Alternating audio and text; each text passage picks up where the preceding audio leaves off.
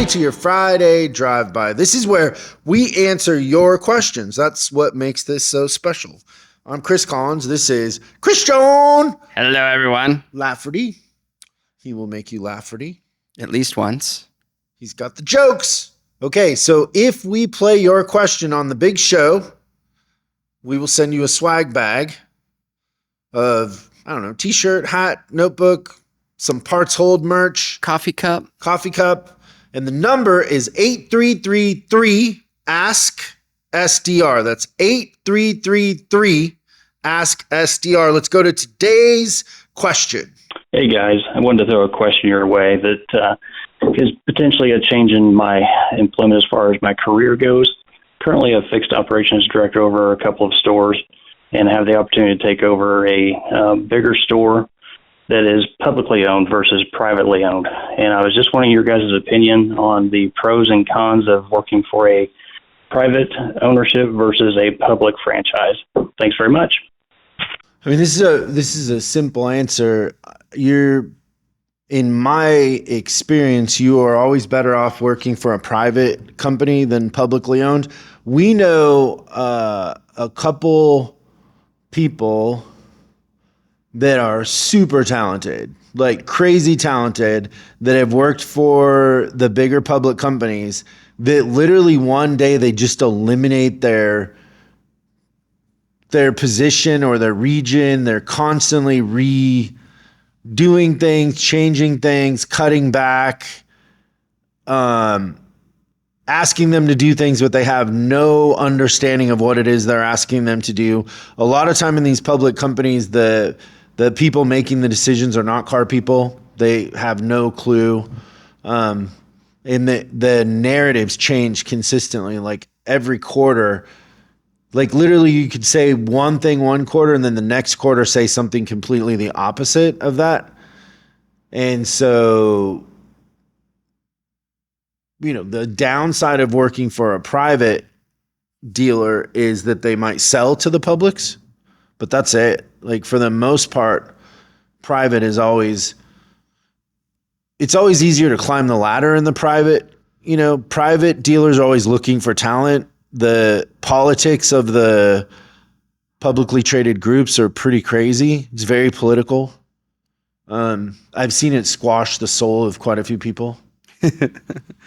Okay. I think that we're going to disagree a little bit on this. I think that the publics can have their place depending on your skill set.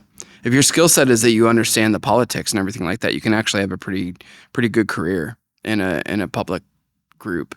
And the other thing that I really like about that is that when you're with a public group that's scaling, they have like these teams that are just like a skill set team or reminds like that the Wolf from Pulp Fiction where they like just kind of go in when there's an acquisition and like they do a thing. So there's some positions that are pretty valuable in there. I think that probably me personally, I'm way more designed for a small group, but I think that's because I came from a small group and it just, I always felt like I had opportunity and they cared about me and I wasn't a number, but I don't know that everybody cares about that. As a manager, like if you just see yourself as an opportunity, sometimes the public groups will pay better. But I do agree with what Chris said only because I've seen it happen to people that I call friends is that they performed at like the highest level and, let's say that there's 200 stores in the group and they were a fixed ops director over 10 of the stores and they had 10 of the best performing and they got their position eliminated because somebody outside, a stockholder or shareholder looked at it and said, hey, this expense line's too high. And it just happens that the person was in that expense line. So, I don't know. I'm kind of torn on this. We know somebody who was a fixer for one of the bigger public companies, and they eliminated his position. Yeah, or they didn't eliminate it. They asked him to take like a 50% cut in pay, and he was raining money on them. Like he was. Yeah, what he was generating versus what they were willing to pay was very, very different. And for that, they wanted him to take a huge cut in pay. Yeah, I wonder if they regret that now. I don't know. Because the problem with a lot of those public companies is they're more about acquisition and growth, and they're not that worried about profit per dealership. Yeah. Do you think that there's a world where that public thing could be a faster road to a GM? If you're a fixed ops guy and you want to go to but GM? a GM for those public companies, you're not a GM. You're just like a GSM with You're a title? running reports. You're taking all for the most part, you're taking all the commands from a market manager from headquarters. Yeah. Well, I'd be curious to hear what people say. Like, even the hiring and all that is done corporately. Like, you don't have a lot of, what is that saying that Parcells used to say? If you want me to make the food, you got to let me buy the groceries. oh, that's funny. I like that. Well, thanks for the question. Hope that helps. We'll see you next time on Service Drive Revolution. Thanks for watching this week's Drive By. I hope we gave you something to think about over the weekend. We're uploading new stuff every day, so make sure you subscribe and click the bell icon so you don't miss out.